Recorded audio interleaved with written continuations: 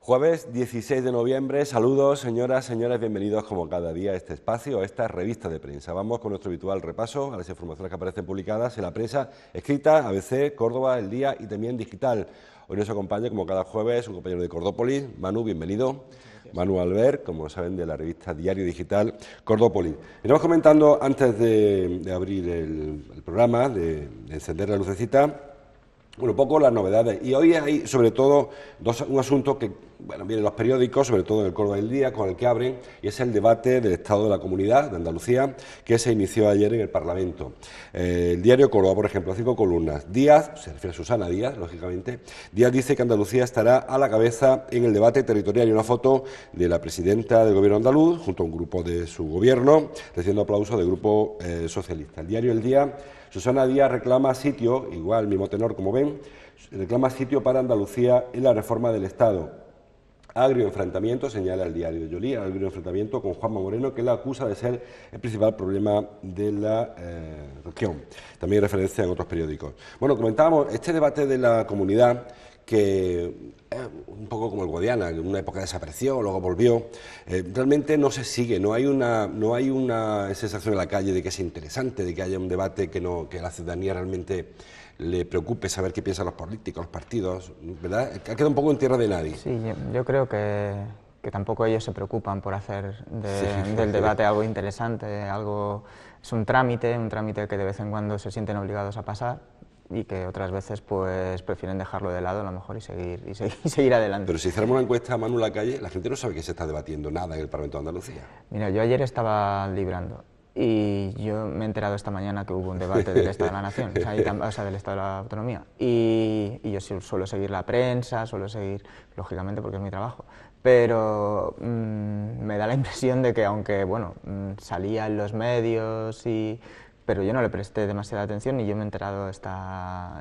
mañana. Quiero decir que no sé si realmente tiene tanta trascendencia. Y luego este tipo de debates, que yo creo que es también donde los políticos quieren llevar este esquema de discusión, es decir, no al terreno de juego, no a lo que realmente le importa a la gente, no al tema del trabajo, de la economía, de la situación social, sino problemas de Estado. O sea, que la presidenta haya llevado el debate al tema de la estructura del Estado, cuando además ese mismo día el PP estaba diciendo que en la comisión del Congreso que se propone plantear un posible replanteamiento del Estado, ya están diciendo que eso de tocar la Constitución como que tampoco va a ser una prioridad de entrada, pues deja un poco vacío Bueno, en cualquier caso, lo que sí parece que va avanzando es el cambio en la financiación autonómica, y ahí sí que Andalucía no quiere quedarse a la cola, porque todo el mundo sospecha que todo este movimiento del procés y toda esta historia,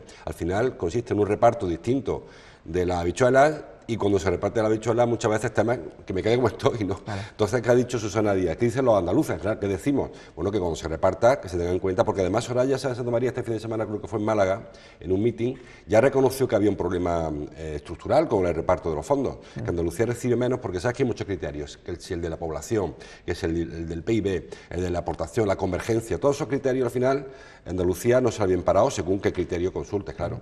Sí, una solución que muchos creemos que se va a plantear, no hay nada seguro, pero es una salida para todo el pulso secesionista que ha sufrido el Estado en estos meses, es que de una forma u otra el Estado, si no hace un cambio constitucional, que yo creo que a medio y largo plazo será lo que ocurra, al menos para tratar de calmar las cosas, crea algún tipo de mini concierto económico. O sea, no lo que pretenden los nacionalistas así más acérrimos en Cataluña era algo parecido a lo que tenía el País Vasco. Eso no creo que vaya a ocurrir, dado que la economía catalana es un 20% de la española. Pero algo seguramente se va a intentar. el PP tiene muchos problemas para lograrlo porque tiene a su ala más dura, que ha puesto pie en pared, y luego tiene además Ciudadanos, que está creciendo muchísimo en las encuestas a raíz de todo lo que ha pasado. Entonces no lo va a tener nada fácil. Pero es verdad que ese es un melón que se puede abrir y habrá que explicárselo al resto de las comunidades autónomas, y en el caso de Andalucía, siendo una comunidad, ¿cómo se llama?, una nacionalidad histórica, pues habrá que encajarla de alguna manera. Claro, porque además se habló mucho cuando se intentó de alguna manera frenar todo este proceso secesionista del concepto de la doble capitalidad, de la cocapitalidad. Hay países en Europa que no tienen tan claro cuál es su capital. Incluso hay países como Italia, que Turín se da un peso importante. Bueno, Alemania, sabes que la bolsa de Alemania está en Frankfurt, no está en Berlín. Se habló incluso de trasladar la bolsa a Barcelona o el Senado a Barcelona, una forma, un gesto para otorgarle ese... Pero a lo mejor con eso no se conforman, van más por el tema del dinero, de la pela. Yo creo que al final siempre, aunque en el debate nacionalista la simbología y las gestualidades han sido muy importantes, al final siempre hay un fondo económico.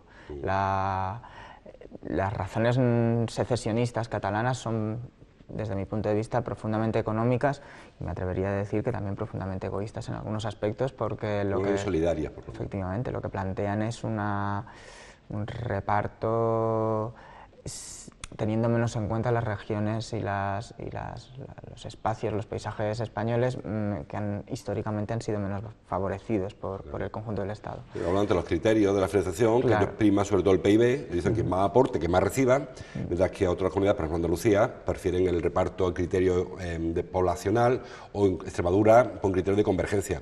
Se utilizan todos, o sea que cuando se hace el reparto todos los criterios se suman, pero claro, ¿con qué fuerza uno, con qué fuerza otro? Y en ese debate, aunque el tema de los gestos y de las simbologías haya sido muy importante en Cataluña, en ese debate ya temas como lo que se planteó del Senado, yo creo que es secundario y sería una curiosidad más que nada. Lo de la bolsa ya no te digo yo que no, porque después de las 2.800 estas empresas que se han ido, pues a lo mejor implantando allí la bolsa se puede acercar. Pero yo creo que puede haber, no estoy seguro de que en Madrid, por ejemplo, se entendiese.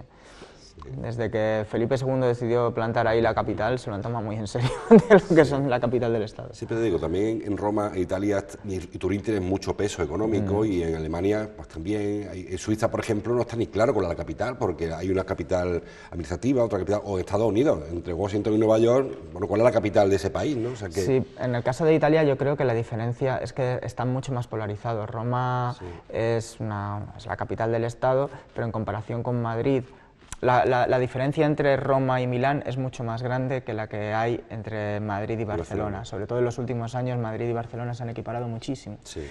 Y eso, pues eso al final también explica un poco todo lo que está pasando con las empresas, de cómo se han estado yendo todas, o muchas de ellas.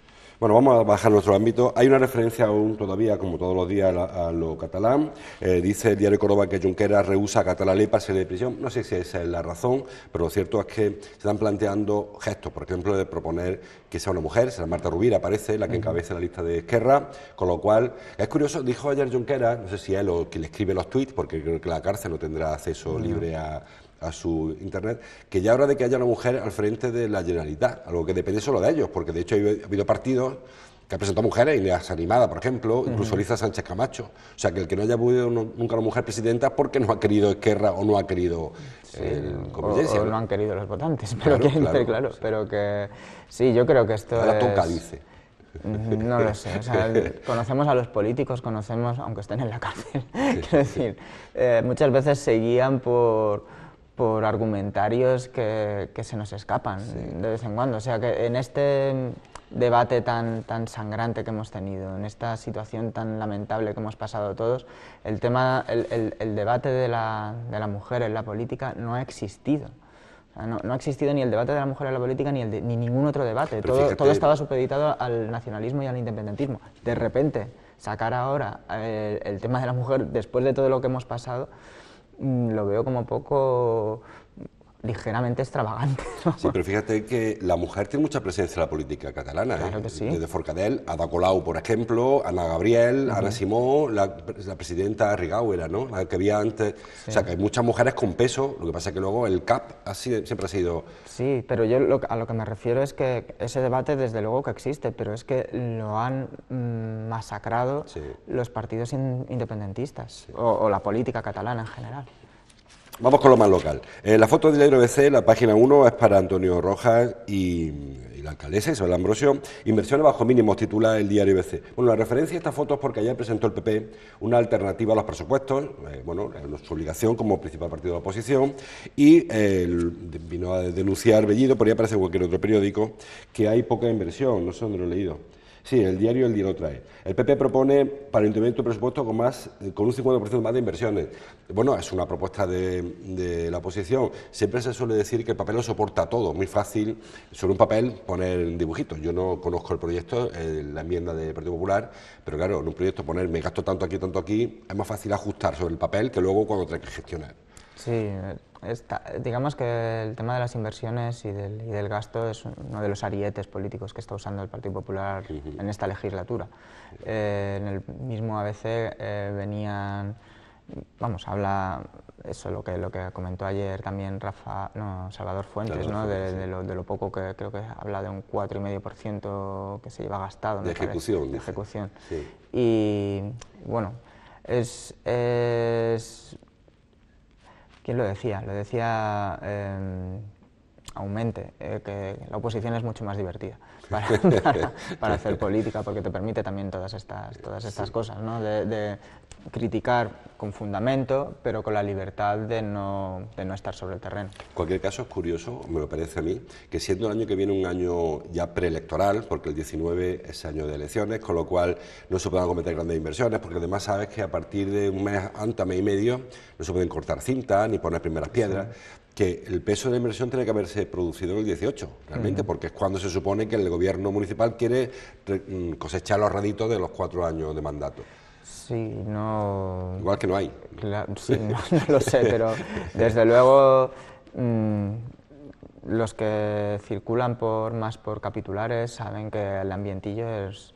Vamos, que parece que se están dando cuenta de que no están ejecutando, no están invirtiendo todo lo que no sé si se debería, pero... Sí se preveía. Se preveía, al menos, efectivamente. Seguimos con fotos. Habla el diario ABC en su página 2 de la peatonalización de Ciudad Jardín. Saben que fue polémica, hubo un proyecto que se presentó por parte del PP en la campaña electoral del 2015, el de las grandes supermanzanas, que consistía en peatonalizar las calles, las vías secundarias de Ciudad Jardín. Luego, el equipo de gobierno actual propuso otra fórmula, que era la contraria, peatonalizar la arteria y dejar circular por las vías pequeñas.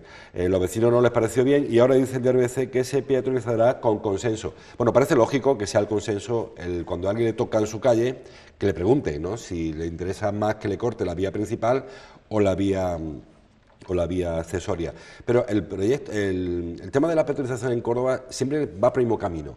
Nos oponemos radicalmente cuando lo vemos y qué bonito ha quedado, yo creo que me peatonalice mi calle ahora, porque detrás de este proyecto, el de Santa Rosa, el de Viñuela también, porque parece que el vecino se cansa de ver tanto coche, sobre todo en una zona tan agobiante como es Ciudad Jardín. Sí, en Ciudad Jardín, en Santa Rosa, en La Viñuela, encontramos paisajes muy parecidos, zonas muy comerciales, aunque Ciudad Jardín ha decaído un poco. Pero Santa Rosa y La Viñuela siguen siendo zonas muy comerciales, barrios muy vivos, barrios con mucho tránsito, barrios en los que a veces no se puede caminar, porque prima el coche, prima el aparcamiento, las aceras son estrechas, y para la densidad de población y el flujo de gente que hay, pues se antoja que es necesario un cambio, una fisonomía importante de los barrios. El tema de Ciudad Jardín, bueno, el tema de hacerlo con los vecinos siempre es fundamental. Aquí en este programa lo hemos hablado alguna vez, ¿no? Que es verdad que muchas veces encontrar un equilibrio es complicado entre lo que opina, pide o exige el vecino y lo que tiene que hacer quien gobierna, ¿no? Hay que escuchar, hay que buscar un consenso. Si los objetivos son comunes, simplemente hay que intentar encontrar cómo llevarlo a cabo. Hay vecinos que no les gusta el tema de la peatonalización porque les gusta más poder acceder libremente, porque su modo de vida depende más del vehículo, poder acceder libremente al coche de cualquier forma. Y hay vecinos que, por lo que sea, sí piden más, sí están a favor de las peatonalizaciones. Los cambios suelen fastidiar a todo el mundo, a unos y a otros. Porque además nunca se hace a gusto de uno o de otro. Efectivamente. Y adaptarse al cambio lleva un tiempo. Uno de los episodios así más sangrantes que hemos visto ha sido el de Capitulares. Creo que nadie ha hecho una encuesta últimamente de cómo está el ambiente entre los vecinos, pero tampoco los vecinos llevan tiempo sin quejarse, efectivamente. No sé, podríamos preguntar, podríamos hacer balance después de ¿cuánto lleva ya? ¿3 meses o Bueno, en verano más? fue cuando se cerró, o así, lo que llevamos de otoño Y bueno, y el ayuntamiento ahí sí que se plantó, dijo que Capitulares por ahí no iba a pasar nadie y no pasa ni un solo vehículo. Entonces, son muestras de que no es fácil hacer esto, que se necesita el consenso de los vecinos y que hay veces que cuando no se consigue el consenso de los vecinos, no hacerlo a las bravas, como hablábamos antes, pero tratar de al menos fijar ideas. Sí, sobre todo no escudarse en los vecinos, porque a veces da la sensación de que un político no hace algo que debe, aprovechando un argumento muy peregrino, unas protestitas o una efectivamente. En el pleno. Y lo que pasa es que aquí, también lo hablábamos antes fuera de micro, los cambios que se han planteado a priori podrían parecer interesantes, pero luego corren el riesgo de cerrar el barrio. El barrio. Como decíamos, ¿no? Si cierras las grandes arterias de acceso y de salida, ya da igual un poco lo que pase dentro, porque solo, claro. Efectivamente no hay coches, con lo bueno y con lo malo, que también eso puede acarrear. Vamos a seguir buscando fotos. Bueno, una foto que traéis vosotros en vuestra portada hoy, de la que fue Café di Roma y varios establecimientos bajo el Boston, en las Tendillas. Dice el diario Cordópolis que Starbucks abrirá una de sus cafeterías en las Tendillas.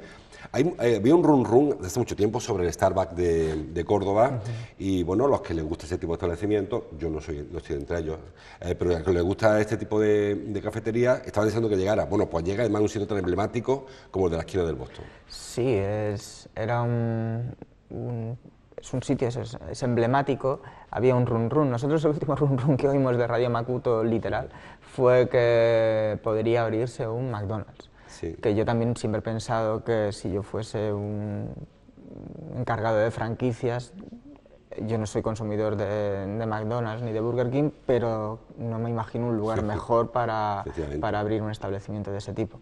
Y nos pusimos en contacto con la gerencia, ha sido Carmen Reina finalmente quien habló con la gerencia y a quien le confirmaron que no iba a ser un McDonald's, sino iba a ser otra cadena de café rápido, por llamarlo de alguna manera, en vez de comida rápida, que es el Starbucks. Que Starbucks, eso, pues para quien no lo conozca, es una multinacional, está implantada en todo el mundo, de cafés de todo tipo. Yo tampoco, creo que he tomado alguna vez en algún aeropuerto.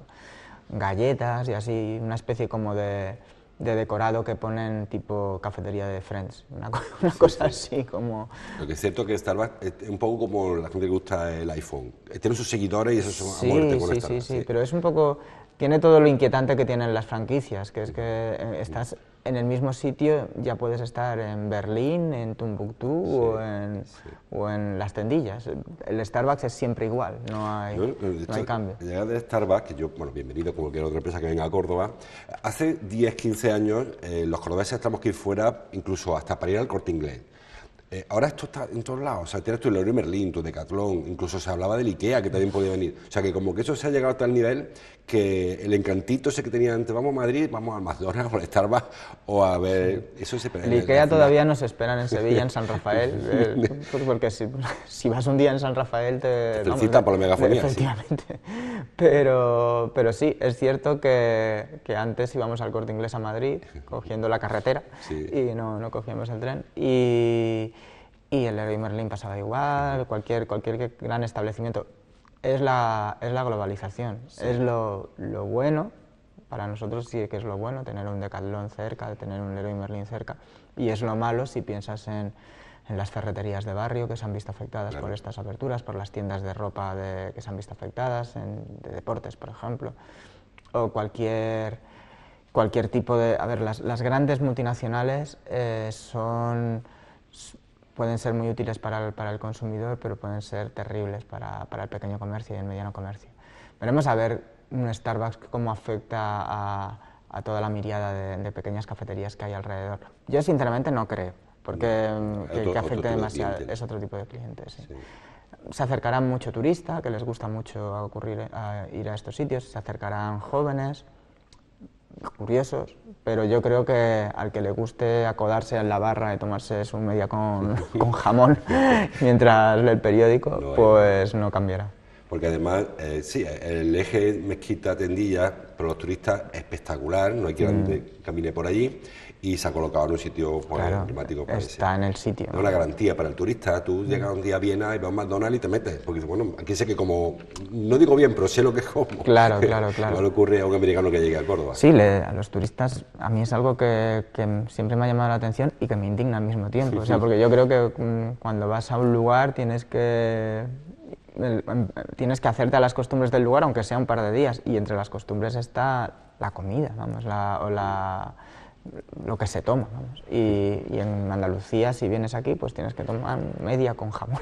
No se me ocurre otro desayuno. Ahora que no oye el estar bastante caro. Hablando de gastronomía, trae hoy el día en la portada foto para Paco Morales, el chef de Nord, que ha recibido 2 soles Repsol, y también el restaurante Tellus, otro sol de Repsol, de la guía Repsol. Tellus está en la Judía y Nord está en Cañero, como saben. Así que felicitaciones para estos establecimientos. Había una foto del diario El Día también que nos queda, la inauguración ayer de la exposición homenaje a Ricardo Molina, que cumpliría este diciembre 100 años. El recuerdo de Ricardo Molina en su centenario, dice el diario El Día. La exposición Dulce es Vivir repasa la creación y la figura del poeta de Cántico, el poeta cordobés de Pontegenil de Cántico. La figura de Ricardo Molina, que murió muy joven, murió con 50 años, allá por los años 68, creo, finales de los 60, no está reconocida en Córdoba. Un hombre que puso en marcha un proyecto interesantísimo, la posguerra, de poesía, muy vanguardista, que supo luchar contra la censura, publicaba Celaya en Córdoba, una cosa impensable en los años 70, 50, 60, murió, le digo, al final. Y sin embargo no se reconoce en Córdoba, ni a él ni a la generación de Cántico, Juan Bernier, bueno, todos los poetas de Vicente Núñez, de Cántico. Lo que me parece interesante de esta exposición es justamente la vertiente didáctica, profundamente didáctica que tiene.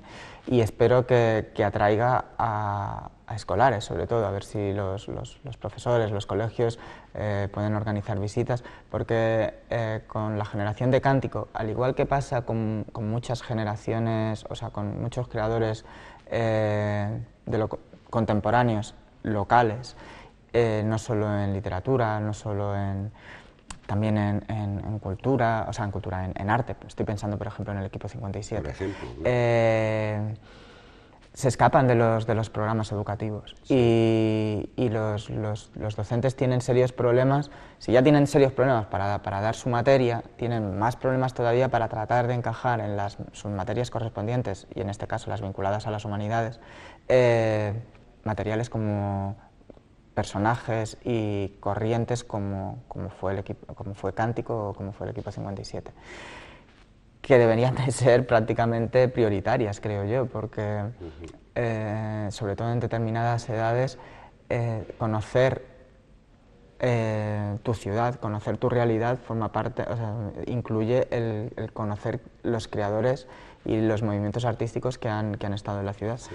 Está muy bien conocer los grandes rasgos de la historia de la literatura y de la historia del arte y de la historia en sí, pero no estaría de más a veces partir de lo local para ir a lo general, como hacemos muchas veces los periodistas, ¿no? Partir de una idea concreta para luego sí, tirar y ver un poco el marco. Ricardo Molina, que además tiene una faceta como flamencólogo, fue el creador del concurso nacional de arte flamenco junto a Antonio Mairena, y tampoco se le reconoce esa faceta, porque creo que es un gran olvidado. Tuvo sus problemas con la dictadura, también por su condición sexual, que tampoco fue muy tolerada en su época, y fue muy apartado y fue muy ninguneado. El hombre pasó una vida un poco, casi no digo escondido, porque no lo estaba, pero aparte fue una persona que combatió en el bando de los que ganaron la guerra, con lo cual tampoco fue reconocido por los exiliados, porque parece que era un enemigo de todo el mundo. Sí, es un poco como lo que le pasó a Bernier también, que también homosexual, también hizo la guerra, le tocó hacer la guerra más bien en el bando vencedor. Leer los diarios de Bernier te da una idea de lo que esta generación sufrió. Sí, sí. Ansiaban la libertad, la habían respirado un poco en su juventud en su juventud con la República, pero apenas nada, y vivieron asolados, yo creo, por la realidad que les tocó. También por eso insisto, hablar de estos personajes son muy transversales, porque estamos hablando de Ricardo Molina, de Juan Bernier, pero podríamos estar hablando de un montón de cosas, de literatura, de historia, de sexualidad en este caso también, de la historia de Córdoba, de cómo era la... Yo creo que para los chavales, para los alumnos, para los docentes podría ser muy interesante acudir a este tipo de... Y de paso además se reivindica en la base, en la raíz realmente, que son los estudiantes de ahora, figuras como esta. Yo creo que interesante. La exposición está en la Consejería de Cultura, en la calle Capitulares, y bueno, pues va a estar abierta bastante tiempo. El aniversario de Ricardo Molina es en diciembre, yo espero que la mantengan, porque tampoco hay mucha otra oferta en ese sitio habitualmente. Bueno, vamos a seguir avanzando. Trae el diario Córdoba en el centillo superior, en la portada, una estadística muy preocupante. Titula: el 80% de los cordobeses menores de 25 años bebe alcohol de modo habitual. El 80% de los cordobeses menores de 25 años, una cifra preocupantísima. Y luego, además, dos datos igual de preocupantes. La edad media del inicio ha bajado a 13,3 años, a 13 años y un par de meses, y también dice que el 87% de los chicos se inicia antes de los 16 o 17 años. Nuestra cultura es una cultura muy del vino, es cierto, o sea, tampoco porque nos da como muy habitual, pero lo malo es que no es vino, hablamos de vida habitualmente larga, de vaso largo, vemos los botellones que hay incluso alguna intoxicación etílica muy preocupante de ciertas edades y demás. El problema quizás de valores que se va transmitiendo, porque parece que se van superando con generaciones una tras otra ese tipo de hábitos y no, vemos que incluso vamos dando pasos atrás. Yo pertenezco yo creo que a la primera generación del botellón, una de las primeras, pero mis antecesores eran la generación del botellón, no, de las litronas. Sí, esa es la mía, más Antes no sé qué habría, me imagino que el vino en las tabernas, vamos, no lo sé. Somos una generación, somos una cultura ligada al alcohol, sí. Eso está claro. El alcohol, yo creo que en algunos aspectos es en sí una cultura. O sea, el vino es una bebida muy compleja, la cerveza también puede llegar a ser una bebida muy compleja, muy interesante, con muchas utilidades. Sutilidades, no utilidades. El problema es que no enseñamos, nuestra cultura no enseña a beber. Nuestra cultura no les está diciendo a los chavales, oye, simplemente te prohíbo beber. Yo creo que hay que mantener la prohibición, pero de que de alguna forma también habría que empezar a los críos en las escuelas, en las familias, a decir, mira, te vas a encontrar con esto si no te has encontrado ya. Los riesgos son estos, me consta que se hace, pero tal vez hay que hacerlo más. No, con estos resultados se hace mal. Claro, seguro. Tal vez hay que hacerlo mejor, tal vez hay que hacerlo más en las familias, no lo sé. Pero desde luego mentiríamos si no dijéramos que el emborracharse de joven no forma parte también del proceso de la vida, un poco, porque al final, todo el mundo, hay muchos niños y muchos adolescentes que no beben, muchos adultos que no beben, pero hay un tanto por ciento, como vemos en este estudio, amplio que sí lo hace, o que sí se inicia. Y es normal que las primeras veces pues uno se emborrache. Yo creo que es muy preocupante, o sea, es muy difícil, es un problema muy complejo de resolver y que al final creo que lo último que podemos hacer, y lo primero, lo primero y lo último que tenemos que hacer es enseñar, es docencia, es pedagogía, es no quitarle hierro, pero bueno. Pero enseñar un poco, de decir, mira, esto es lo que puede pasar. Porque a mí más que la borrachera anecdótica de un día me preocupa el hábito. Yo cuando paso en la Ribera, cuando paso por la Arenal el día del botellón de la feria, siempre hago la misma reflexión. El alcalde dentro de 20 años va a estar ahí. ahora mismo igual como estílico. Y va a ser Totalmente. nuestro alcalde, va a ser el director del Corte Inglés, el director del banco, están ahí, porque es que está todo el mundo ahí. Y eso quizás es lo más preocupante, ¿no? Sí, pero desde luego. Lo que teníamos que preguntarle a los alcaldes actuales si estuvieran en su momento en los botellones. Bueno, estamos muy fuera de hora, ya muy avanzando. Quedan muchos temas que se nos han quedado en el tintero. Hay un asunto interesante también. Dice el diario Coroa, por ejemplo, que la alcaldesa espera firmar el contrato de cercanía dentro de 15 días. Saben que es algo que se ha hecho perentorio ya porque se ha puesto en marcha un proceso y parece que no hay que lo pare. Recuerden que hay dos reparos que hay que levantar. Uno lo hizo el Pleno el otro día, que era por el tema de los recursos, si había dinero o no para pagarlo, y el otro, el tema de la sostenibilidad, que lo repara la propia alcaldesa. La ley de sostenibilidad dice que no se puede invertir en empresas quiebra, básicamente, o proyectos deficitarios, y lo va a hacer el ayuntamiento, un proyecto que hoy en día es muy deficitario, a falta de que entre en vigor la obligatoriedad esta de servicio público, que aliviaría el déficit de explotación. Parece que se va a poner en marcha un proyecto que para algunos vecinos no le convence, por ejemplo Almodóvar, que creo que este domingo tienen una caravana, porque temen que una vez que se ponga en marcha el proyecto cortito, el light, ¿no?, el low cost, el de Villarrubia Alcolea, se les quede el otro en el tintero. Claro, lo que le interesa a la provincia es que se unan Villa del Río con Palma del Río, efectivamente. Y yo entiendo el miedo que pueden tener los vecinos de Almodóvar, y lo que me pregunto es si qué será más deficitario o qué será más deficitario, el corto o el largo, realmente, porque yo creo que el proyecto largo puede tener, desde luego requiere de una inversión mayor y de un gasto mayor, pero también ese es el que yo creo que puede ser realmente interesante para los usuarios. Para articular a la provincia, que tiene ese problema. Y el otro, pues también, pero bueno, estamos hablando de tres o cuatro paradas, no son mucho más. Es Alcolea, Córdoba, no sé si en el Higuerón hay alguna. Bueno, hay la parada que van a hacer en Fátima Nueva, luego la de Parque Joyero, si la hacen algún día, luego el Higuerón y Villarrubia. Claro, es poco. Sí. Luego está al ver el debate que hubo la semana pasada de cómo afectará eso a las líneas de Aucorsa.